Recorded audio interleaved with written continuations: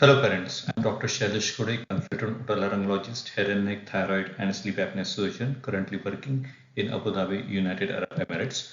Today I'm going to talk about do's and don'ts before and after tonsil. The care we need to follow at least a week before surgery. Child should not eat junk food and carbonated drink. They need to maintain dental hygiene by doing brush regularly. They need to start doing the betadine gargle at least 1 week before and continue after surgery. If your child is known case of asthma, please start asthma medication at least 1 week before to clear their lungs. It will be helpful for the anesthesia and the faster recovery. And he is getting a recurrent allergic symptoms, running nose, sneezing, please start anti-allergy medication and topical steroid or saline nasal spray to control the allergy. Let's to know more about how we perform the tonsil surgery. It is under general anesthesia, means your child is completely asleep throughout the procedure. We use the coagulation technique, which is best in my hand, and the blood loss during surgery is almost negligible, and the duration to remove both tonsils are around 5 to 15 minutes. 6 hours after surgery, child will start eating and drinking normally and they go home. If you know more about the tonsil surgery, how we perform, please visit and see the YouTube videos to understand the real-time surgical time and how we perform the procedure with the coagulation technique.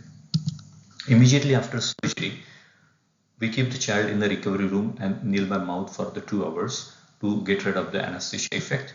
Then child start with the cold water. If child digests very well, we switch over to the non-citrus juice like apple juice, followed by they start eating ice cream. Every child love it. They can have honey, they can have smashed potato, smashed banana. Also they can comfortably eat the scrambled egg.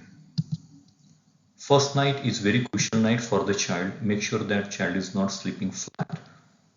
It will increase the chance of salivation entry into the windpipe and giving them a cough or breathing difficulty. Hence we suggested parents to keep their child in the left lateral or the right lateral position, which is appropriate. Also support their head with the extra pillow to lift their head up so they can breathe comfortably. Parents need to check child every 2 to 3 hours to make sure that the child is sleeping well, and make the child wake up and drink some water to relax their throat. Overall, our aim is that the child should not fall asleep throughout the night, and by drinking the water at 2 to 3 hour interval, it relaxes all the neck muscles, hence the pain next morning will be less. So from day 1 of surgery to 2 weeks, make sure that the child is drinking frequently water to clear the operation site, especially the tonsil. They should not eat spicy food that can trigger the severe pain. Of course, no junk food for 2 weeks. And hot beverages can stimulate the operation site, leads to some bleeding. Make sure that your child is not having a severe cough, or they should not sneeze forcefully that can squeeze the operation site, lead to some bleeding. And of course, no heavy lifting and jumping around. What care we need to do? After each meal, child will need to do the diluted betadine gargles, and we do recommend child will have to do the hydrogen peroxide gargle, that is the 3 or 6% diluted in 50 ml of drinking water twice a day. That will help to clear the tonsil site scab so that it will allow healing faster. For reduce the pain, we need to give round the clock painkiller including paracetamol or ibuprofen syrup as per the child weight, and the antibiotic role depends on the need and necessity during surgery or before or after surgery, how the tonsil site was.